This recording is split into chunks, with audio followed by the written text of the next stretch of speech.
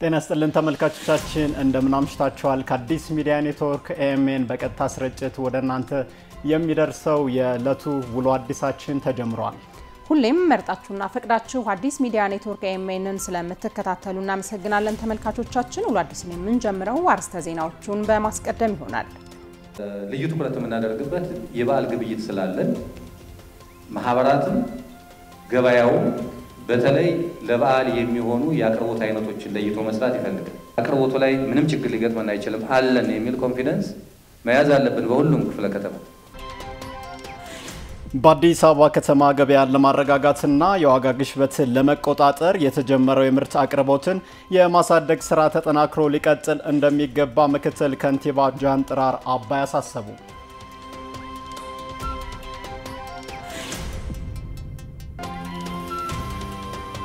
ከፍለው መታከም ለማይችሉ ከተማችን ነዋሪዎች ሙሉ ወጪውን የሚሸፍነው የከተማ አስተዳደሩ ነው። በዚህም በየዓመቱ ለማህበረሰብ አቀፍ የጤና መድን ድጎማ ከተማ አስተዳደሩ 1 ቢሊዮን ብር ገደማ ይደጉማል። ሁሉንም ትምህርት ቤቶች በመንግስት ትምህርት ቤቶች በቀን 2 ጊዜ የምገባ ስርዓት እንዲዘረጋ ተደርጎ እንግዲህ 840 ሺና ከዛ በላይ በቀን 2 ጊዜ ተማሪዎችን እንመግባለን ማለት ነው። ትምህርትና ጤና ተገቢው ትኩረት ካልተሰጣቸው ማህበራዊ ቀውስ የሚፈጥሩ ዘርፎች በመሆናቸው የአዲስ አበባ ከተማ አስተዳደር ባለፉት የለውጥ ዓመታት ለሁለቱ ዘርፎች ልዩ ትኩረት መስጠቱ ተጠቆመ።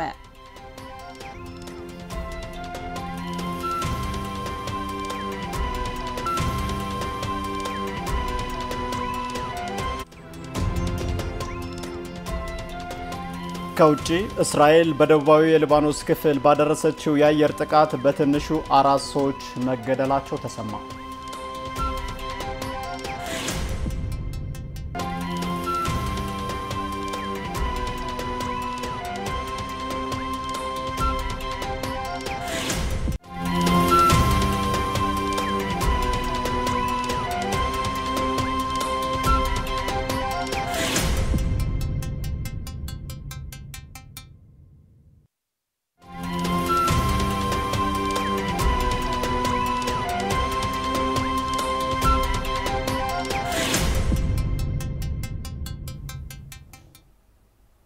ሁላችንን የመራን ከናንተ ጋር ቆይታ የምናደርገው ባልደረባይ ንጉስ በቃሉና እኔ ኢየሩሳሌም ወሰኔለ እንዲሁም በምልክት ቋንቋ አማራ ያለው ከመላው የስቱዲዮ ባለሙያዎች ጋር በጋራ በመሆን ነው። አብራችሁን ትሆኑ ዘንድ የአክብሮት ግብዣችን ነው። አጫጭር ዜናዎችን እናስቀድማለን።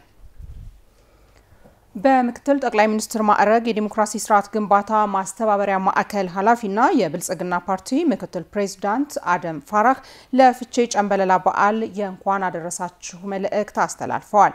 አቶ አደም ፋራህ በማህበራዊ ትስስር ገጻቸው ባስተላለፉት መልእክት የድንቅ ባህል ባለቤት የሆነው ታላቁ የሲዳማ ሕዝብ በራሱ የጊዜ ቀመር ላይ ተንተርሶ የሚያከብረው ይህ በዓል ዘመንን ከመለወጥ ባሻገር ተስፋን መታደስንና ብሩህነትን የሚሰንቅበት የአዲስ ዘመን ብስራት የብሩህ ቀን ወጋገን ነው ብለዋል። ምስጋና፣ ፍቅር፣ አንድነት፣ እርቅ፣ ሰላም፣ በጎነት የፍቼ ጨምበላላ በዓል ፍሬዎች መሆናቸውንም ገልጸዋል። እጅግ ልዩ ስፍራ በሚቸረው በዓል ላይ የተጣላው የሚታረቅበት፣ የተለያየው የሚገናኝበት የአብሮነትና የህብረ ብሔራዊነት ነጸብራቅ የሆነ ድንቅ በዓል እንደሆነም አመላክተዋል። እንደ ብልጽግና ፓርቲ በቀጣይ በዓሉ ከዚህ በላቀ ሁኔታ እሴቱን በጠበቀ መልኩ እንዲከበር አስፈላጊውን ድጋፍ ለማድረግ ብሎም የበዓሉ ትሩፋቶች ለሀገራዊ አንድነትና ለህብረ ብሔራዊነት ተጨማሪ አቅም እንዲሆን አበክረን መስራታችንን እንቀጥላለን ሲሉም ገልጸዋል።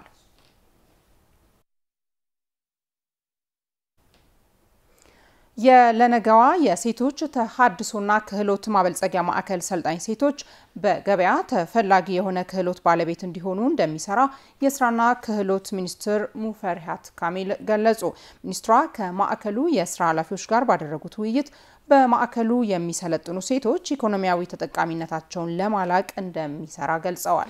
በመሆኑም የማዕከሉ ሰልጣኞች በስራ ገበያው ላይ ተፈላጊ የሆነ ክህሎት ባለቤት እንዲሆኑ እንደሚደረግ አረጋግጠዋል። በክህሎት ልማትና ስራ ዕድል ፈጠራ መስክ ያለውን አማራጭ ከመጠቀም ባሻገር የማዕከሉን አቅም ቀጣይነት ባለው መልኩ እንዲያድግ የሚያስችል ድጋፍ የሚደረግ መሆኑን መግለጻቸውን የሚኒስትሩ መረጃ አመላክቷል።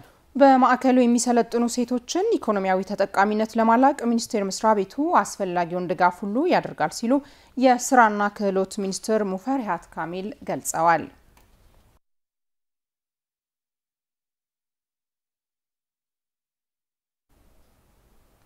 የሞሮኮ ንጉስ መሐመድ ስድስተኛ የአፍሪካ ዑለማዎች ፋውንዴሽን በታሪክና ቅርስ ጥበቃ ዘርፍ ከኢትዮጵያ ጋር ለመስራት ዝግጁ መሆኑን አስታወቀ።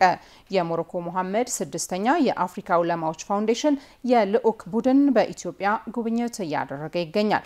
በጉብኝቱ ለእስልምና ከፍተኛ አበርክቶ የነበራቸውን ኢትዮጵያዊ የሃይማኖት ሊቃውንትና ሌሎች እስላማዊ ታሪኮች ተሰድረው የሚገኙበትን የቢላሉል ሀበሽ ሙዚየም ተመልክተዋል። በሞሮኮ መሐመድ ስድስተኛ የአፍሪካ ዑለማዎች ፋውንዴሽን የፋይናንስ ክፍል ኃላፊ ኡስታዝ ኡስማን ሳክሊ ሁሰይኒ የተመራው ልዑኩ በጉብኝቱ መደሰቱን የገለጸ ሲሆን በታሪክና ቅርስ ጥበቃ ከፍተኛ ልምድ ያላት ሞሮኮ በዘርፉ ከኢትዮጵያ ጋር በጋራ መስራት የምትችልባቸው ምቹ ሁኔታዎች እንዲፈጠሩ እንደሚሰሩ አረጋግጠዋል። ኢትዮጵያና ሞሮኮ ያላቸው ለዘመናት የቆየ የባህልና የኢኮኖሚ ትስስር እንዲጠናከር ልዑኩ በልዩ ትኩረት እንደሚሰራ አመላክተዋል። ቡድኑ ከጉብኝቱ ባሻገር የታላቁን ረመዳን ጾም ወር ምክንያት በማድረግም ማዕድ አጋርቷል። የሞሮኮ ንጉስ መሐመድ ስድስተኛ የአፍሪካ ዑለማዎች ፋውንዴሽን ከኢትዮጵያ እስልምና ጉዳዮች ጠቅላይ ምክር ቤት ጋር በመቀናጀት ለ1000 አቅመ ደካሞች ነው ማዕድ ያጋራው።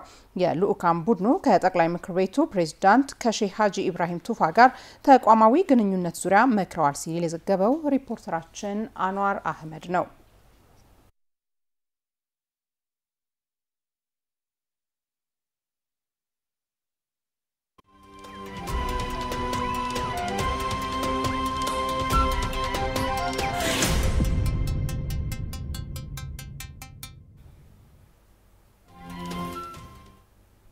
ከአዲስ ሚዲያ ኔትወርክ ኤምኤን በቀጥታ የሚተላለፍላችሁ ኑሉ አዲስን ነው በመከታተል ላይ ያላችሁ ተመልካቾቻችን። አጫጭር ጉዳዮችን አስቀድመናል። አሁን ደግሞ በዝርዝር ወደምንመለከታቸው ጉዳዮቻችን እናልፋለን። በአዲስ አበባ ከተማ ገበያን ለማረጋጋትና የዋጋ ግሽበትን ለመቆጣጠር የተጀመረው የምርት አቅርቦትን የማሳደግ ስራ ተጠናክሮ ሊቀጥል እንደሚገባ ምክትል ከንቲባ ጃንጥራር አባይ አሳሰቡ። የገበያ ማረጋጋት፣ ገቢ መሰብሰብ፣ ህገወጥ ንግድ ቁጥጥርና አዲስ አበባ ታምርት ግብረ ኃይል 15 ቀናት አፈጻጸምና የቀጣይ ትኩረት አቅጣጫዎች ላይ መክሯል። ፍቃዱ መለሰ በዝርዝር ተመልክቶታል።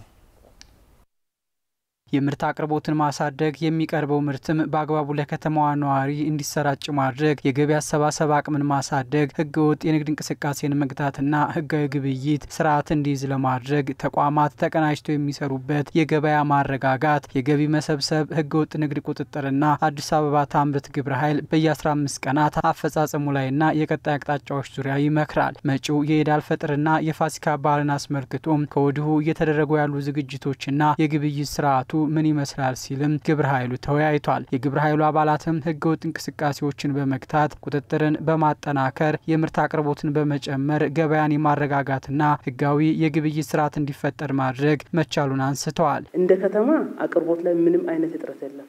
ይሄንን 100% አንደርላይን አድርገን ማንሳት እንችላለን። ምክንያቱም ዕለታዊ የገበያ ትንተና አለን። በአትክልትና ፍራፍሬም በጥራጥሬም በቁም እንስሳትም እጥረት የለም። አቅርቦቱ አለ። በጣም በተቀናጀ መልኩ ከገበያ ማዕከላትም ይሁን ገበያ ላይ የሚያቀርቡትም ከክልሎች ጋር የተፈጠሩት ትስስሮች እያነቃቃን እነሱም እንዲያቀርቡ እየደገፍን ነው እየሄድን ያለነው። የምርት አቅርቦት ከክልል አምራቾች ጋርም የተሻለ ቅንጅት ስላለ ወርደን ምርቱን ማስገባት ስለምንችል እኛም ገምግመናል። ሁሉም ክፍለ ከተማ ላይ በቂ የግብርና ምርት እንዳለ ለማረጋጋጥ ነው። ከበዓል ጋር ተያይዞ የእንስሳት ተዋጽኦ ሌሎች ምርቶችንም መረጃዎችንም ፍላጎቶችንን ለይተናል። በከተማው ላይ ከባለፉት ወራት ላይ አሁን ሲታይ በከፍተኛ ሁኔታ የኮንትሮባንድ የሚመጡ ምርቶች ወደ ከተማችን የመግባት ቴንደንስ ያላቸው፣ በተለይ ይሄንን ከጥምር ግብረ ኃይሉ ጋር የኬላ ፍተሻዎቻችን ላይ ያሉ ተግዳሮቶችን በደንብ የመገምገም ስራ ተሰርቷል። ከዛ በኋላ በያዝነው ሳምንት ላይ የተሻሉ ለውጦች አሉ። የግብርና ምርቶች አቅርቦትን መጨመርና በአትክልት ምርቶች ላይ የታየውን የዋጋ መቀነስ ማስቀጠል እንደሚገባም በመድረኩ ተጠቁሟል። የግብረ ኃይሉ ሰብሳቢና የአዲስ አበባ ከተማ ምክትል ከንቲባ አቶ ጃንጥራር አባይ በመድረኩ እንዳሉት ግብረ ኃይሉ በየጊዜው ለችግሮች መፍትሄ በመስጠት እየሰራ ያለው ስራ በከተማዋ ተጨባጭ ውጤት እንዲመጣ አድርጓል። ይህንኑ ተግባር በማጠናከር በሁሉም ክፍለ ከተሞች በቂ የምርት አቅርቦት እንዲኖር ማድረግ፣ የምርት ስርጭቱም ፍትሃዊ እንዲሆን ማስቻል ይገባል ነው ያሉት ሰብሳቢው። ልዩ ትኩረት የምናደርግበት የበዓል ግብይት ስላለን ማህበራትም ገበያው በተለይ ለበዓል የሚሆኑ የአቅርቦት አይነቶችን ለይቶ መስራት ይፈልጋል። አቅርቦቱ ላይ ምንም ችግር ሊገጥመን አይችልም አለን የሚል ኮንፊደንስ መያዝ አለብን በሁሉም ክፍለ ከተማ። በእኛ በኩል ያነሳቸዋቸው አሉ። 3 ኮምፖነንቶች አሉ። ዘይት፣ ስኳር፣ ነዳጅ።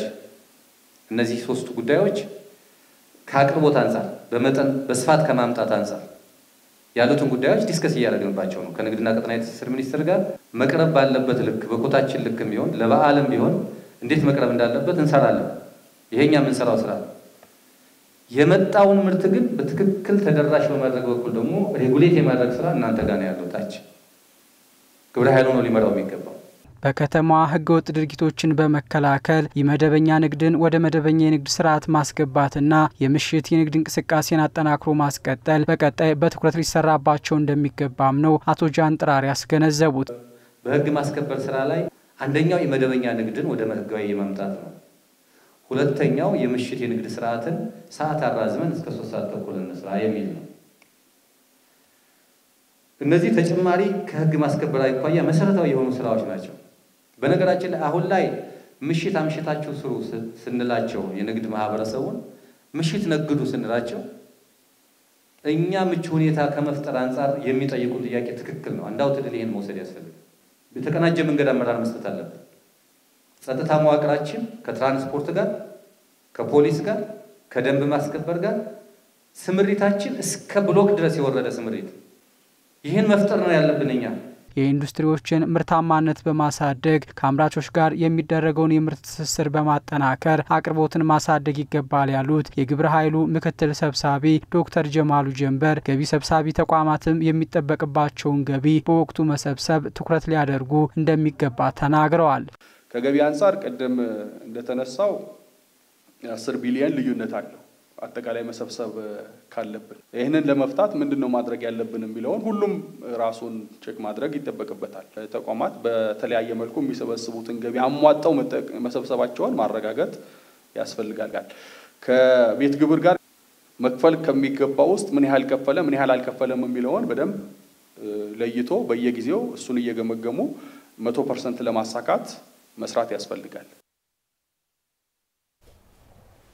ትምህርትና ጤና ተገቢው ትኩረት ካልተሰጣቸው ማህበራዊ ቀውስ የሚፈጥሩ ዘርፎች በመሆናቸው የአዲስ አበባ ከተማ አስተዳደር ባለፉት የለውጥ ዓመታት ለሁለቱ ዘርፎች ልዩ ትኩረት መስጠቱ ተገልጿል። ባለፉት የለውጥ ዓመታት በትምህርትና በጤናው ዘርፍ ትጉህና ጤናማ ትውልድ ለመፍጠር እየተከናወኑ ያሉ ተግባራት የበርካታ ቤተሰቦችን ሸክም አቅልሏል። ተከታዩ ዘገባ በአዲስ አበባ በለውጡ ዓመታት በትምህርትና በጤናው ዘርፍ የተሰሩ ተግባራትን የተመለከተ ይሆናል። እሱን ተከታትለን ተመልሰን እንገናኝ።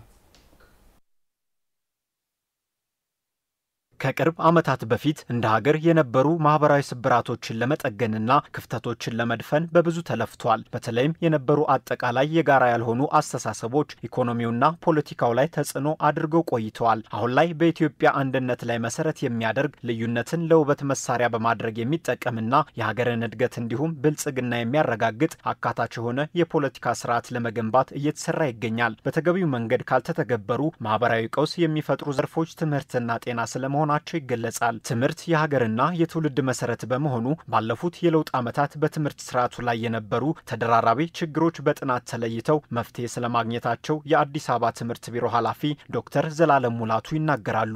ጥናቱ ዋና ብሎ ያመጣቸው ችግሮች ወይም ግኝቶች የመጀመሪያ ዋነኛ ስርዓተ ትምህርቱ ጊዜውና ወቅቱን የሚዋጅ ያልሆነ በተለያየ ይዘቶች የተጨቀ ሀገር በቀል ዕውቀትንና እሴቶችን ያልያዘ ሰዎች ወደ ጋራ አስተሳሰብን የሚያመጣ ትውልድን ወደ ተቀራረበ ህብረ ብሔራዊ አንድነትን ሊያረጋግጥ የሚችል ብሔራዊ አስተሳሰብን ሊያመጣ የሚችል እንዲሁም ደግሞ አርበኝነትን ማረጋገጥ የሚችል ስርዓተ ትምህርቱ ጉድለትና ስብራት እንዳለው ተለየ። የኢትዮጵያ የጤና ስርዓት ከለውጡ በፊት ሲታይ ፍትሃዊነት የጎደለው እንደነበር ይገለጻል። ልክ እንደ ትምህርቱ ስርዓት ሁሉ በአዲስ አበባ ከለውጡ በፊት የነበረው የጤና መድን ተደራሽነት 10 ወረዳዎች ላይ ብቻ ነበር። ነገር ግን ዘርፉን ለመቀየር በተሰራው ስራ በመዲናዋ አሁን ላይ በሁሉም ወረዳዎች የጤና መድን ሽፋን ተደራሽ እንዲሆን መደረጉን የአዲስ አበባ ጤና ቢሮ ኃላፊ ዶክተር ዮሐንስ ጫላ ይገልጻሉ። ከዚህም ባሻገር በቂ ድጎማ በማድረግ ለ70 ሺህ ዜጎች ብቻ ተደራሽ የነበረው ሽፋን በአሁኑ ጊዜ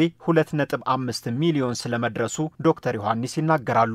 በለውጡ ማግስት አንዱ ፍትሃዊነትን የምናረጋግጥበት ከፍሎ መታከም የማይችል ዝቅተኛ የማህበረሰብ ክፍል ያለባት ከተማ ነች።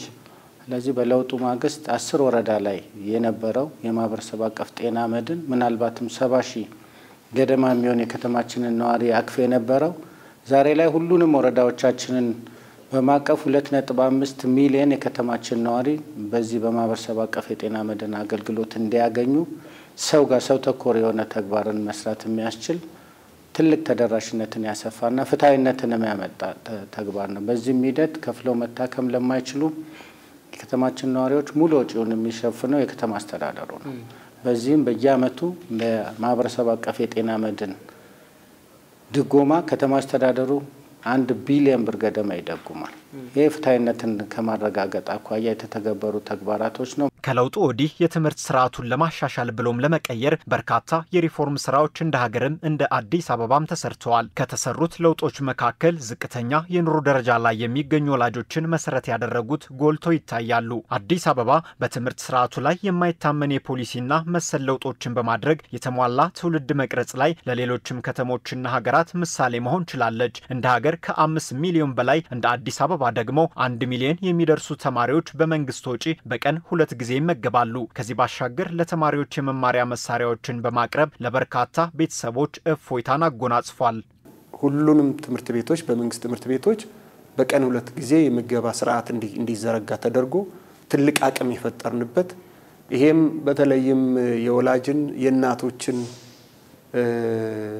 ሸክምና እዳ ያቀለለ ትልቅ ፎይታ የፈጠረ በዚህ ውስጥ ይሄ ምን ጥቅም አስገኘ የሚለውን ደግሞ በደንብ ማየትና መገንዘብ ያስፈልጋል። አዲስ አበባ በጤናው ዘርፍ በተለይም ከለውጡ ማግስት የአገልግሎቱን ተደራሽነት ማስፋትና ማዘመን በትኩረት የተሰራበት ጉዳይ ነው። በዚህም በርካታ ጤና ጣቢያዎችን እንዲሁም ሆስፒታሎችን በማስፋፋት ብሎም አዳዲሶችን በመገንባት በውጭ ሀገር ጭምር ሕክምና የሚወስዱ ታካሚዎችን በሀገር ውስጥ እንዲታከሙ ማድረግ ተችሏል። ከዚህ በላይ የአገልግሎቱን ተደራሽነትና ጥራት ለማስፋት የአዲስ አበባ ከተማ አስተዳደር በትኩረት እየሰራ ስለመሆኑ ዶክተር ዮሐንስ ጫላ ገልጸዋል።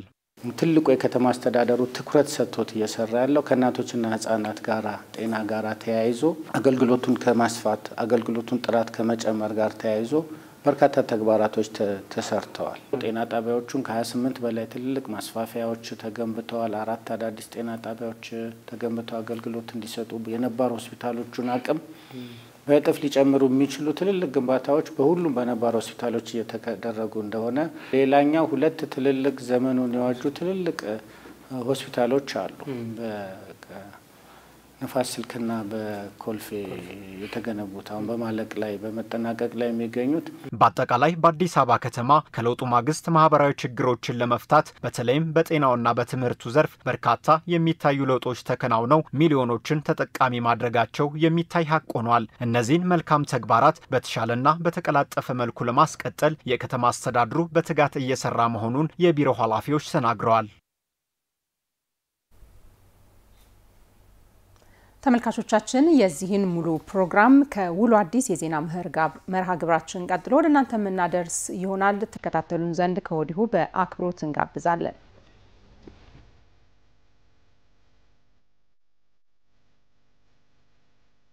በቅዱስ ወር ሕይወት በዓላማ ይመራል።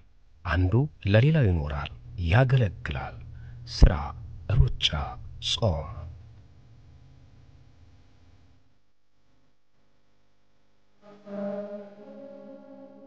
ፀሐይ ወጥታ እስክትጠልቅ እምነትና ጸሎት እያንዳንዱን እርምጃ ይመራል፣ ልቦናን ያሳርፋል።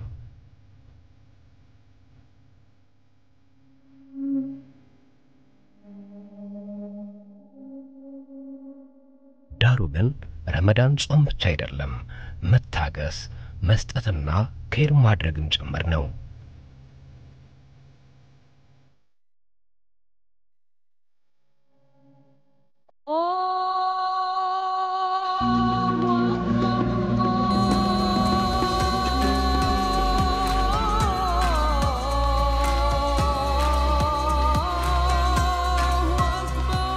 ታዲያ የአዛን ጥሪ አየሩን ሲቆጣጠር እጆች ሁሉ ይሰበሰባሉ፣ እግሮች ሁሉ ወደ ስግደት ያመራሉ።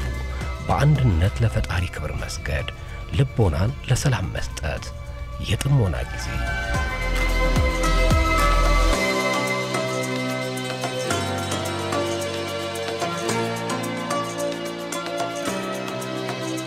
የረመዳን የመጨረሻ ቀናት እንደደረሱ አዲስ ኃይል አየሩን ይሞላል።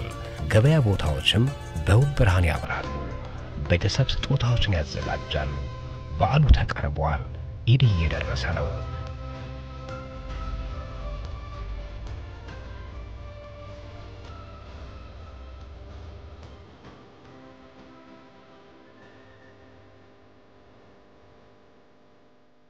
የኢድ ጎህ ሲቀድ የደስታ ቀንም ይሆናል።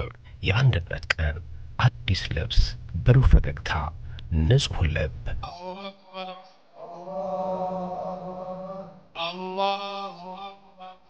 ከሁሉም አቅጣጫ የፈጣሪን ታላቅነት የሚያበስሩ ድምጾች ይሰማሉ። እጆች ለተማጽኖ ይዘረጋሉ። አንድ ኡማህ፣ አንድ ቤተሰብ።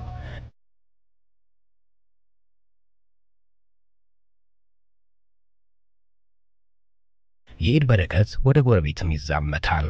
ስጦታ፣ መተሳሰብ፣ የአብሮነት ይሆናል።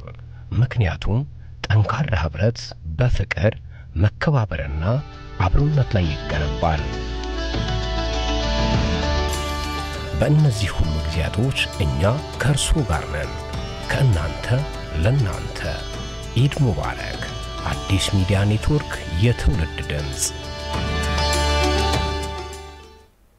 ከመልእክቱ ተመለስን ተመልካቾቻችን። ከመልእክቱ በፊት በለውጡ ዓመታት በትምህርትና በጤናው ዘርፍ የተሰሩ ተግባራትን የተመለከተ ዘገባ ባልደረባችን ንጉሱ በቃለ ወደ እናንተ አድርሶ ነበር። እሱን የተመለከተ ሙሉ ፕሮግራሙን ከምሽቱ 2 ሰዓት ጀምሮ ወደ እናንተ የምናደርስ መሆኑን በድጋሚ መጠቆም እንፈልጋለን። ተከታተሉት ዘንድም በአክብሮት እንጋብዛለን። ከአዲስ ሚዲያ ኔትወርክ ኤምኤን በቀጥታ የሚተላለፍላችሁን ሁሉ አዲስን ነው በመከታተል ላይ ያላችሁ ተመልካቾቻችን። ወደ ቀጣይ ዜናችን አመራን። ከተቋማት ጋር በቅንጅት መስራቱ ለትምህርት ቤቶች ለመምህራንና ለተማሪዎች ትልቅ አስተዋጽኦ ማበርከቱን የአዲስ አበባ ከተማ ትምህርት ቢሮ አስታውቋል። ከ28 ተቋማት ጋር በቅንጅት የሚሰራው ቢሮው የ2017 በጀት ዓመት የ9 ወራት የቅንጅት አሰራር ሂደቱን ግምገማ አከናውኗል። ዝርዝሩን ከአሸናፊ በላይ እንከታተል። ባለፉት የለውጥ ዓመታት እንደ ሀገር በተሰራው ሪፎርም የመልካም አስተዳደር ችግሮችን ከመፍታት ባለፈ ተቋማት በቅንጅት እቅዶቻቸውን እንዲነድፉ በር ከፍቷል። የአዲስ አበባ ትምህርት ቢሮ ይህንኑ የተቋማት የቅንጅት ስራ ተግባራዊ በማድረግ በርካታ ስራዎችን እያከናወነ ሲሆን በ2017 ከተቋማት ጋር የሰራቸውን የ9 ወር የቅንጅት ስራ አፈጻጸሙንም ገምግሟል። ቢሮው ከተቋማት ጋር በቅንጅት መስራቱ ለትምህርት ቤቶች ለመምህራን እና ለተማሪዎች ትልቅ አስተዋጽኦ ማበርከቱን የአዲስ አበባ ከተማ ትምህርት ቢሮ የሪፎርም አገልግሎት አሰጣጥ ዳይሬክተር ፈንታውን እያዩ ይናገራሉ። ለምሳሌ ያክል ከከተማ አውቶቡስ ጋር በመቀናጀታችን ለመምህራን የከተማ አውቶቡስ በነጻ ተጠቃሚ ናቸው። ቅድሚያ መምህራን እንዲያገኙ የማድረግ ስራዎችን የማፍጠን ስራዎች ተሰርተዋል። ከዲዛይንና ግንባታ ጋር በመቀናጀታችን እንደዚሁ ግንባታዎች በቶሎ እንዲከናወኑ በ53 ቀን የትምህርት ቤቶች ግንባታ እንዲከናወን ተደርጓል። ከምገባ ኤጀንሲ ጋር በመቀናጀታችን ደግሞ የተማሪዎች ምገባ በቶሎ እንዲከናወን ተደርጓልና አጠቃላይ ትምህርት ቢሮ መማር ማስተማሩ ላይ ትኩረት እንዲያደርግ የተማሪዎችን ውጤት ማሻሻል የነገ ሀገር ተረካቢዎችን በሚፈለገው ደረጃ ለማምረት የሚደረገውን ጥረት ብቁ ሀገር ተረካቢ ዜጋ ለመፍጠር የሚደረገውን ጥረት ውጤታማ ያደርጉልናል። የአዲስ አበባ ትምህርት ቢሮ አማካሪ ወይዘሮ አበበች ነጋሽ ትውልድን መቅረጽና መንከባከብ የአንድ ተቋም ስራ ብቻ ሳይሆን የሁሉንም ርብርብ የሚጠይቅ መሆኑን አንስተዋል። ትምህርትን ለትምህርት አመራር፣ ትምህርትን ለመምህር ብቻ፣ ትምህርትን ለትምህርት አመራሩ ብቻ የሚለው አስተሳሰብ ቀርቷል። አሁን የትምህርት ስራ የኔ ስራ ነው ይላል አንድ የተማሪ ወላጅ ማለት ነው። የትምህርት ስራ የኔ ስራ ነው ይላል ጤና ቢሮ። የትምህርት ስራ የኔ ስራ ነው ይላል ፖሊስ ኮሚሽን። የትምህርት ስራ የኔ ስራ ነው ይላል ሌሎች ንግድ ቢሮ፣ ከንቲባ ጽህፈት ቤት። ቢካዝ ትምህርት ማህበራዊ ተሳትፎን ይፈልጋል። የሁሉም ሰው ኮንትሪቢዩሽንን ይፈልጋል። ከትምህርት ቢሮ ጋር በቅንጅት እየሰሩ የሚገኙ ተቋማት ከቢሮ ጋር በቅንጅት መስራት በመቻላቸው የትምህርት ጥራቱን ከማስጠበቅ ባለፈ ምቹ የትምህርት ከባቢ መፍጠር መቻላቸውንም ይናገራሉ። ሰላማዊ የመማር ማስተማር ሂደት እንዲኖር ጤና ቢሮ እያደረገ ያለው አስተዋጽኦ፣ ትምህርት ቢሮም ደግሞ በጤና ስርዓቱ ላይ በተለይ ከእናቶች ሞት ከልጃገረዶች ጤና ጋር በተያያዘ ከመጋቢ እናቶች ጋር በተያያዘ ትልቅ ስራ እየሰራን ያለንበት ተቋም ነውና ይሄ ቅንጅታዊ አሰራር መፈጠሩ ትልቅ አድቫንቴጅ ትልቅ ውጤት እያመጣንበት ያለ ነው። ሰላማዊ የሆነውን የመማር ማስተማር ሂደት የሚያውኩ ችግሮች እንዳይፈጠሩ ዴይሊ በቅንጅት ክትትልና ድጋፍ ይደረጋል። ይህ ስራ በመሰራቱ ከዚህ በፊት ትምህርት ቤቶች አካባቢ ሲታዩ የነበሩ የጸጥታ ችግሮች እየቀነሱ እንዲመጡ ሰላማዊ የመማርና ማስተማር ሂደቱ ተጠናክሮ እንዲቀጥል እያደረገ ይገኛል። የአዲስ አበባ ከተማ ሴቶች ህጻናትና ማህበራዊ ጉዳይ ቋሚ ኮሚቴ ሰብሳቢ ወይዘሮ ዘይነባ ሽኩር አዲስ አበባን በህጻናት አያያዝና በትምህርት ጥራት ዘርፍ የአፍሪካ ተምሳሌት ለማድረግ የተጀመረው ስራ ውጤት ማምጣት ስለመጀመሩም ተናግረዋል። አዲስ አበባን የአፍሪካ የህጻናት ተምሳሌት ለማድረግ ከሚሰራው ስራ አንፃር አንዱና ትልቁ ህጻናት ላይ የሚሰራው ስራ ነው። ከዚያ አኳያ በርካታ ስራዎች ተሰርተዋል። የተለያዩ አፍሪካ ሀገራትን መጥተው ተሞክሮ እየወሰዱ ይገኛሉ። ይሄ በጣም እስካሁን የጠፋውን ችግር ለማካካስ ከታች ጀምሮ ከኬጂ ጀምሮ ተማሪዎች በእውቀት በቲዮሪ ብቻ ሳይሆን ፕራክቲካሊ እያዩ እየቦረቁ እየተጫወቱ እንዲማሩ ከማድረግ አንፃር በርካታ ስራዎች እየተሰራ ይገኛሉ በአዲስ አበባ ደረጃ። የዲጂታል ፋይዳ መታወቂያ በከተማዋ የሚከናወነውን ደንብ የማስከበርና የነዋሪዎችን ሰላም እንዲሁም ደህንነት የማስጠበቅ ስራ በተሻለ ሁኔታ ማስፈጸም እንደሚያስችል ተገለጸ። ፋይዳ መታወቂያ ለሰላምና ጸጥታ ስራ ያለውን ጠቀሜታና ከመታወቂያው አገልግሎት ጋር በተገናኘ የሚፈጠሩ ክፍተቶችን የሚሞላ የግንዛቤ መፍጠሪያ መድረክ ተካሂዷል። አሰገድ ኪዳነ ማርያም ዜጎች ማንነታቸውን የሚገልጽ አንድ ብሔራዊ መታወቂያ እንዲኖራቸው ለማስቻል ወደ ትግበራ በገባው የዲጂታል ፋይዳ መታወቂያ አገልግሎት እስካሁን ድረስ በመላ ሀገሪቱ የሚገኙ 17 ሚሊዮን ዜጎችን ተደራሽ ማድረግ ተችሏል። በአዲስ አበባም ሲቪል ምዝገባና ነዋሪነት አገልግሎት ኤጀንሲ ከብሔራዊ መታወቂያ ፕሮግራም ጽህፈት ቤት ጋር በመሆን 5 ሚሊዮን የሚሆኑ ዜጎች የመታወቂያው ባለቤት እንዲሆኑ አስችሏል። ዜጎች የፋይዳ መታወቂያ ባለቤት እንዲሆኑ የተለያዩ የግንዛቤ ስራዎችን በጋራ እየሰሩ የሚገኙት እነዚህ ተቋማት ለአዲስ አበባ ከተማ ሰላምና ጸጥታ አስተዳደር ቢሮ ሰራተኞችና ለአዲስ አበባ ከተማ ደንብ ማስከበር ባለስልጣን አባላት የግንዛቤ ማስጨበጫ መድረክ አካሂደዋል። መድረኩ የከተማው የጸጥታ መዋቅር የሚሰራው ስራ የተሳለጠ እንዲሆን የሚያግዝና የሚፈጠሩ ክፍተቶችን የሚሞላ ስለመሆኑም የአዲስ አበባ ከተማ ሲቪል ምዝገባና ነዋሪነት አገልግሎት ኤጀንሲ ዋና ዳይሬክተር አቶ ዮናስ አለማየሁ ገልጸዋል። የፋይዳ ምዝገባ ስርዓት ለሀገር ያለውን ጠቀሜታ እንደ አዲስ አበባ ሊገኝ የሚችለው ትሩፋት በተለይ ደግሞ የጸጥታ መዋቅሩ በዚህ ዙሪያ ላይ ግንዛቤ ሊኖረው ይገባልና በአንድም በሌላም መልኩ ሁላችሁም በዚህ ስርዓት ውስጥ እየተሳተፋችሁ ነው፣ እያገዛችሁ እየደገፋችሁ ነው። ፋይዳ መታወቂያ በከተማዋ የሚከናወነውን ደንብ የማስከበር ስራ በተሻለ ሁኔታ ለማካሄድ አጋዥ ስለመሆኑ ያነሱት ደግሞ በጠቅላይ ሚኒስትር ጽህፈት ቤት የብሔራዊ መታወቂያ ፕሮግራም ጽህፈት ቤት ዋና ስራ አስኪያጅ አቶ ዮዳሄ አርያ ስላሴ ናቸው። የናንተ ዋናው ስራ እንግዲህ ደንብ ማስከበር ኮድ የተለያዩ ከተማ ውስጥ እስካለን ድረስ የከተማውን ህግ የከተማውን ደንብ ማክበር ካልቻለን የሰለጠነ ንጹህ የጸዳ ከተማ ሊኖረን አይችልም። ስለዚህ ከዚህ ጋር የተያዘ ብዙ ቅጣቶች ይኖራሉ። ቅጣቶቹ ግን ዲጂታላይዝድ ቢሆኑ ከሰው ንክኪ ቢነጹ በጣም የተሻለ አገልግሎት ለዜጎች እርካታ በጣም ከፍተኛ የሆነ ጥቅም ይኖራል። ደንብ ከማስከበር ጋር ይያያዛል ማለት ነው። በሌላ አነጋገር መድረኩ ስራቸውን በተሻለ መንገድ ለመከወንና በፋይዳ መታወቂያ ዙሪያ የሚነሱ ብዥታዎችን ለማጥራት የሚረዳ መሆኑንም የደንብ ማስከበር መኮንኖችና የሰላምና ጸጥታ ቢሮ ባለሙያዎች ተናግረዋል። ከበፊቱ ከቀበሌ መታወቂያ ጋርና የፋይዳ መታወቂያ ልዩነቱ ምንድነው? ለዛ ግለሰብ ሊጠቅመው የሚችለው ነገርስ እስከምን ድረስ ነው? አስፈላጊነቱ ምን ያህል ላይ ነው? የሚሉትን ነገሮች ዛሬ ላይ ምላሽ አግኝቼባቸዋል። ይሄ ሰው ቀጥታ ከማህበረሰቡ ጋር የሚገናኝ ማህበረሰብ ነውና የነበሩ ውዥንብሮችን በመፍታት ከዚህ በፊት ከሚሄድበት ፍጥነት የምዝገባው የመመዝገቡ የመውሰዱ ፍጥነት በጣም ይሻሻላል፣ ይለውጣል ብዬ አስባለሁ። ይሄ ቀጣይ ሰፍቶ ከዚህ በፊት በግንዛቤ ጥረትም ሊሆን ይችላል፣ በስጋት በፍራቻ ሳይወጡ የቀሩ አካላት ያወጣሉ ብዬ አስባለሁ። የአዲስ አበባ ከተማ ደንብ ማስከበር ባለስልጣን ምክትል ስራ አስኪያጅ አቶ ንጋቱ ዳኛቸው መድረኩ የጸጥታ መዋቅሩ ፋይዳ መታወቂያን ከመውሰድ ባለፈ ህብረተሰቡ መታወቂያውን እንዲወስድ የሚደረገውን ጥረት እንዲያግዙ የሚረዳ ነው ብለዋል። በከተማችን ውስጥ እንግዲህ በእኛ መዋቅር ውስጥ ወደ 6000 ኦፊሰሮች አሉን፣ የደንብ ማስከበር ፓራሚሊተሪ ኦፊሰሮቻችን። አብዛኛው እነዚህ ፓራሚሊተሪ ኦፊሰሮቻችን የፋይዳ መታወቂያውን ወስደዋል። አሁን እዚህ የተገኙት ኦፊሰሮቻችን ለራሳቸው በመውሰድ ብቻ ሳይሆን የፋይዳ መታወቂያ ጠቀሜታን ለህብረተሰቡ ከህብረተሰቡ ጋር በጋራ የሚሰሩ ስለሆነ ከህብረተሰቡ ጋር በጋራ ደንብ ማስከበር ስራ ውስጥ የሚሰሩ ስለሆነ ህብረተሰቡ ውስጥ የተሳሳተ ግንዛቤዎች ለፋይዳ መታወቂያ ያሉትን የተሳሳተ ግንዛቤዎችንም በማጥራትም ግንዛቤውን ከመስጠትም ባሻገር ሁሉም ሰው የፋይዳ መታወቂያ አግኝቶ በዚህ ተጠቃሚ እንዲሆንና በተለያዩ መንገዶች ውስጥ በዚህ ስርዓት ውስጥ ያለውን ነገር ህብረተሰቡ ግንዛቤ እንዲኖር በማድረግ ረገድ ፋይዳ አለው። በቀጣዮቹ 2 እና 3 ዓመታት በመላ ሀገሪቱ 90 ሚሊዮን ዜጎችን የፋይዳ መታወቂያ ባለቤት ለማድረግ ከተለያዩ ተቋማት ጋር በቅንጅት እየተሰራ መሆኑን በመድረኩ ላይ ተመላክቷል።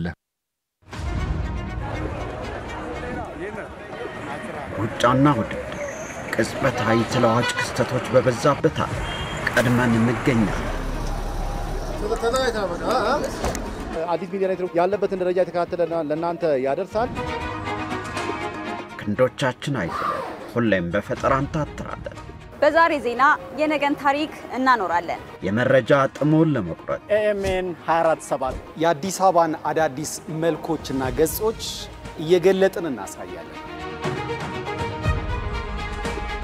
የማይመሽብን መንገደኞች ነን። የአዲስ አበባን ጓዳ እንዳስሳለን። የኢትዮጵያውያን የተባበሩ ክንዶች ለስራ ሲተጉ የአዲስ አበባ ውበት እንዲህ ይገለጣል።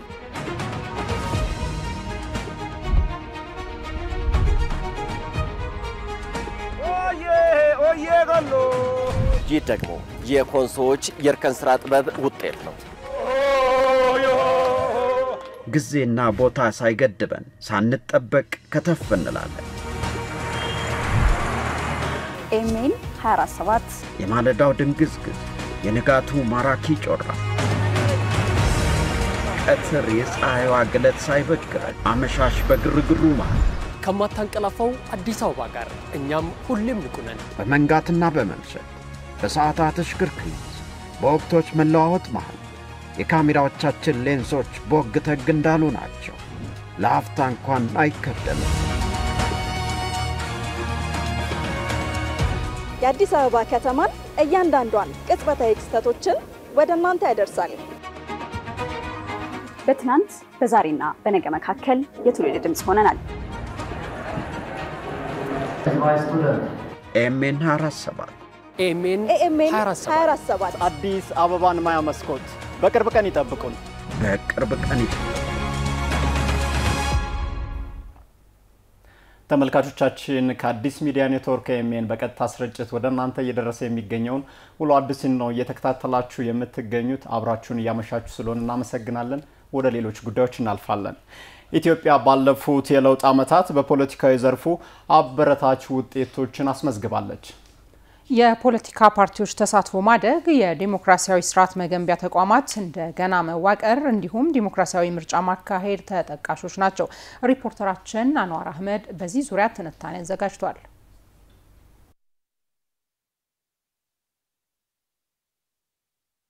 ኢትዮጵያ ለበርካታ ዘመናት ዲሞክራሲያዊ ስርዓትን ለመገንባት ሙከራዎችን ስታደርግ ቆይታለች። ምንም እንኳን ለይምሰል በወረቀት ላይ ከማረፍ ውጭ ተግባራዊ ሆኖ ባይታይም የዲሞክራሲያዊ ስርዓት ግንባታ ውጤት ከሚስተዋልባቸው መንገዶች መካከል ደግሞ በሀገሪቱ ውስጥ ከሚኖረው እና ከሚስተዋለው የፖለቲካ ምህዳር ጋር ይያያዛል። በሀገሪቱ ያሉ ተፎካካሪ የፖለቲካ ፓርቲዎች በነጻነት ሀሳባቸውን መግለጽ፣ በፖለቲካ ምህዳሩ ተሳትፎ እንዲያደርጉ ማድረግና ተያያዥ ጉዳዮች ናቸው። በዚህ ሁኔታ ውስጥ ነበር የዛሬ 7 ዓመት አዲስ የተስፋ ብርሃን የታየው። ሀገር በስጋት ውስጥ በነበረችበት ወቅት ተስፋን ይዞ አንድ ብስራት ከዳር እስከ ዳር ናኘ። በተለይ ይቅርታን ያስቀደመ፣ ሰላምን መሰረቱ ያደረገ አዲስ የለውጥ ጅማሮ። ለሰላም መሰረቱ ፍትህ ነው። ሰላም የግጭት አለመኖር ብቻ አይደለም። ሰላም በመግባባት ላይ የተመሰረተ ጽኑ አንድነታችን ነው። ሰላም አለመግባባትና ተቃርኖዎችን በሰለጠነ መንገድ መፍታት የሚያስችል መንገድና ግባችን ነው። የዚህ የሰላም ጉዞ ጅማሮ ማረጋገጫው ደግሞ ለዓመታት ያለ ምክንያት በእስር ላይ የነበሩ ዜጎችን ነጻ ማድረግ ሲሆን፣ በሌላ በኩል ለሀገራችን ሕዝብ ለውጥ ያስፈልጋል በሚል ትግል ውስጥ የገቡና ከሀገራቸው የተሰደዱ ኢትዮጵያውያን የፖለቲካ ፓርቲ አመራሮችን ወደ ሀገራቸው እንዲገቡ ማድረግ አንዱ እርምጃም ነበር። ትናንት አቋሙ ምንም የሆነ ሰው ዛሬ ተቀይሮ ከኛ ጋር ከመጣና ባይቀየርም ደግሞ በሰላማዊ መንገድ መወያየት ዝግጁ ከሆነ መቀበል ጥሩ ነው የሚሆነው። ቢኮዝ እናንተ እንደምትፈልጉት ለውጥ ኦቨርናይት በዚህ ሀገር መፍጠር የሚቻል ቢሆን ኖሮ ይሄ ሁሉ ትግልም አያስፈልግም። መፍትሄውም ጊዜ ወሳጅ መሆን አስበው መወያየት ጥሩ ስለሚሆን ዲሞክራሲን በዛ መንገድ ብቻ ነው የምንገነባው። እንደመር፣ በጋራ እንቁም፣ እጃችንን እንያያዝ፣ አዳዲስ የፖለቲካ ሪፎርሞችን እናድርግ። ማንም ኢትዮጵያዊ ከኢትዮጵያ የለውጥ ጉዞ ውስጥ አይጉደል የሚለው ድፍረት የተሞላበት ጉዞ የተጀመረበት ነው። ይሄ ትልቅ አንድ አብነት ነው። በርካቶች ሀገራቸውን ጥለው ከተሰደዱበት ወደ ኢትዮጵያ መጥተዋል። በፖለቲካ ጉዞ ውስጥ በሰላማዊ መንገድ ትግል ጀምረዋል። በአጋርና በግንባር አባልነት ሀገርን ሲያስተዳድር የነበረው ፓርቲ በአባል ድርጅቶቹ ሲነሳበት የነበረውን የአካታችነት ጥያቄ ለመመለስና በሀገራዊ ጉዳዮች ላይ እኩል መወሰን የሚያስችል ፖለቲካዊ ምህዳር ለመፍጠር አንድ ሀገር አቀፍ ፓርቲ የመመስረቱ ሂደት ደግሞ ሌላው ለውጥ ሆኖም ተመዝግቧል። ቀደም ብሎ ወደ ጠቅላይ ሚኒስትርነት ከመጡ ጀምሮ ፓርቲዎች በተበታተነ ሁኔታ ሀሳባችን ከምናቀርብ ወይ ከምንታገል ይልቅ ሰብሰብ ብለን መንግስትንም ሊያግዘን የሚገባ ነገር እንድንጠይቅና እንድንታገዝ በምንችልበት ሁኔታ ሆነን በደንብ ቻሌንጅ ሊያደርግ የሚችል ኃይል እንድንፈጥር ሀሳብ ሲሰጡን ነበረ። ፖለቲካ ፓርቲ ውስጥ ገብተን ስንታገል መሪ ለመሆን ነውና መሪ ሲሆን ማንን ነው የምከተለው? ሁሌ ጣይቱ እያልኩ ነው ወይ ሁሌ ብርቱካንን እያነሳው ነው ወይ የሚለውን ነገር በዘመኔ ያለን ሴት አለማክበር ትልቅ ንፉግነት ስለሚሆንብኝ ምሳሌ ማድረግ ስለምፈልግ እንድትደግፊን እንፈልጋለን። ብዙ ነገሮች እንደ ሴት እንደ ፖለቲከኛ ምሳሌ ማድረግ እንፈልጋለንና ይሄን ለማለት ነው እንፈልጋው እና ራሴን ይቅርታ ጠይቄያለሁ። ፖለቲካ ፓርቲዎችም ሶሻል ሚዲያ ላይ ያለችውን አዲስ አበባ ተዋትና ወርደን ለሀገራችን በጋራ ብንቆም ደስ ይለኛል። እነዚህ ፖለቲካዊ ለውጦች ቀጣይነት እንዲኖራቸው ለማስቻልም ተቋማዊ መሰረት እንዲኖራቸው ማድረግ ቀጣዩ እርምጃም ነበር።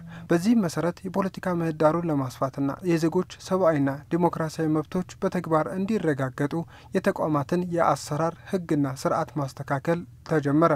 ምርጫ ቦርድን እንደገና ከማዋቀር ጀምሮ የሰብአዊ መብት ኮሚሽን፣ የህዝብ እንባ ጠባቂ ተቋምና የመገናኛ ብዙሃን አዋጅና ደንቦችን ማሻሻል ከተወሰዱ እርምጃዎች መካከል ተጠቃሽም ናቸው።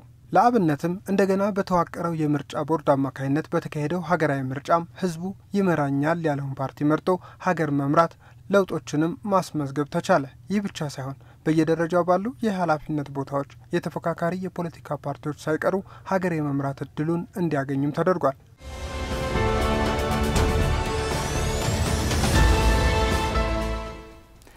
ተመልካቾቻችን ውሎ አዲስ በርካታ መረጃዎችን ወደ እናንተ እያደረሰ ይገኛል።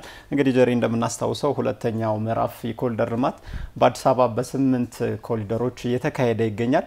በዚህም እንግዲህ በርካታ ሰዎች የስራ እድል ከመፍጠር ማኳያ በርካታ ሰዎች ተጠቃሚ የሆኑ ነው። እኛም በተለያዩ ቦታዎች እንዲሁም በተለያዩ ሰዓቶች እየተገኘን የኮሪደር ልማቱ ለውጥ ምን ይመስላል የሚለውን ለተመልካቾች እያደረስን እንገኛለን። አዎ በዛሬው ምሽትም እንግዲህ ባልደረባችን ዳንኤል መላኩ ከ4 ኪሎ እስከ ሽሮ ሜዳ ያለው የሁለተኛው የኮሪደር ልማት የስራ እንቅስቃሴ ምን እንደሚመስል እየተከታተለ ይገኛል። ከሱ ጋር ጥቂት ቆይታ ምን አደርግ ነው የሚሆነው። ዳንኤል እንደምናምሽታል። አንተ ባለህበት አካባቢ የኮሪደር ልማት የምሽት የስራ እንቅስቃሴው ምን ይመስላል? አመሰግናለሁ ኢየሩሳሌምና ንጉሱ እንደምናመሻችሁ። እንግዲህ ቀደም ሲል እንዳነሳችሁት ከዚህ ከ4 ኪሎ ሽሮ ሜዳ ድረስ አጠቃላይ ያለውን የአረንጓዴ ልማት ስራ ወይም ደግሞ እዚህ በሁለተኛው ምዕራፍ እየለማ ካለው የኮሪደር ልማት አንዱ አካል ከሆነው የአረንጓዴ ሽፋን ከማሳደግ አንጻር ምክንያቱም ከተሞች አንዱ የከተማነት ወይም ደግሞ የዓለም አቀፍ ከተማነት መስፈርት ከሆኑት ውስጥ አንዱ የአረንጓዴ ሽፋኖችን ማሳደግ እዚህ ከተሞችን ማስዋብ ማስጌጥ ነው እና ይህንን የተመለከተ ቅኝት ነው ያደረግነው ዛሬ። እንግዲህ ከ4 ኪሎ እስከ ሽሮ ሜዳ ያሉት ቅኝት ባደረግንባቸው አካባቢዎች ላይ እንግዲህ አብዛኛው ቦታዎች ላይ ሳር የማንጠፍ ስራዎች እየተሰሩ ነው ማለት ነው። እነዚህ ሳር የለበሱ ቦታዎች እንግዲህ ቀደም ሲል ለመጓዝ እንኳን አስቸጋሪ የነበረ መንገዶች ሰፍተው እግረኞች ለብቻቸው በራሳቸው መንገድ እንዲጓዙ ያደረገ መኪኖችንም ለብቻ ምክንያቱም ይሄ መስመር እንግዲህ እንደምናስታውሰው አሁን ሳይጠናቀቅ እንኳን እፎይታ የሰጠ ነው ማለት ነው። ምክንያቱም ቀደም ሲል በእነዚህ መንገዶች ላይ ሰውና መኪና እየተጋፋ የሚያልፍበት ነው ቢባል ማካበድ አይሆንም ማለት ነው። ምክንያቱም የሚታወቅ ሀቅ ስለሆነ ማለት ነው። አሁን እንግዲህ ይሄንን አሁን እንግዲህ ሳይጠናቀቅ እንኳን እፎይታ መስጠት የጀመረ መስመር ሆኗል ማለት ነው። ግን እንዳጠቃላይ በዚህ መስመር ላይ በተለይ በተለይ እንግዲህ የአረንጓዴ የልማት ስራዎችን እንደሚታወቀው ከተሞችን ያስውባል፣ ያስጊጣል። ከዛ ባለፈ ደግሞ የአካባቢ አየር ጥሩ መልካም የአየር ንብረት እንዲኖር በማድረግ ሂደትም ከፍተኛ አስተዋጽኦ አለው ማለት ነው። ያ ብቻ አይደለም እንግዲህ ሳሮች እንግዲህ እንደምናቀው ሳር እንግዲህ ጤዛ እንኳን ያፈራል። እነዚህ ጤዛዎች የከርሰ ምድር ውሃ እንዲከማች በማድረግ ሂደት ውስጥም ከፍተኛ አስተዋጽኦ እንዳላቸው እንግዲህ ባለሙያዎችም ሲናገሩ እናስተውላለን። እንግዲህ ከውበት ባለፈ ለእንደዚህ አይነት አገልግሎትም ወይም ደግሞ ለእንደዚህ አይነት ምቹ የተፈጥሮ ሁኔታም ግብዓት ይሆናሉ ማለት ነው። እነዚህ ከተማን ከማስዋብ ባለፈ እነዚህ አረንጓዴ ስራዎች ለዚህ ልዩ ትኩረት የሚሰጡ ናቸው ማለት ነው። እንግዲህ በአጠቃላይ እንግዲህ በተለይ ሽሮ ሜዳ አካባቢ ላይ ያለው እንግዲህ 31 ቁጥር ማዞሪያ አካባቢ አማሃ ደስታ ትምህርት ቤት አካባቢ ያለውን የትራፊክ መጨናነቅ ግፊያ ቀደም ሲል የምናስታውሰው ነው። አሁን ባለበት ሁኔታ እንግዲህ ወደ ኪዳነ ምሕረት የሚወስደው ቀጥታ ወደ ሽሮ ሜዳ የሚወስደው ወደ ቁስቋም ማለት ነው ግራና ቀኝ መስመሮች በጥሩ ሁኔታ ያሉበትና ለተሽከርካሪም ለእግረኛም ምቹ የሆኑበት ሁኔታ እየተፈጠረ ነው ማለት ነው። እንግዲህ ግን እንዳጠቃላይ ስናየው ግን እንደዚህ አይነት በተለይ ከተሞች ዋና መሰረታቸው እንደዚህ የመሰረተ ልማት ሲሟላላቸው የከተሞች የአረንጓዴ ሽፋን ከፍተኛ ትኩረት ከሚሰጣቸውና ዓለም አቀፋዊነታዊ ደረጃቸውን ከሚያስጠብቁበት አንዱ ይሄ ነው ማለት ነው። እንግዲህ እንደ አጠቃላይ በዛሬው ምሽት ያደረግናቸው ቅኝቶች ይሄንን ይመስላሉ። በቀጣይ ደግሞ እየተከታተለ ለተመልካቾች ሌሎችም መረጃዎችም የምናደርስ ይሆናል። አመሰግናለሁ ለጊዜው። ዳንኤል መላኩ ላደረስከ መረጃ እጅግ አድርገን እናመሰግናለን። መልካም ምሽት ይሁንልህ።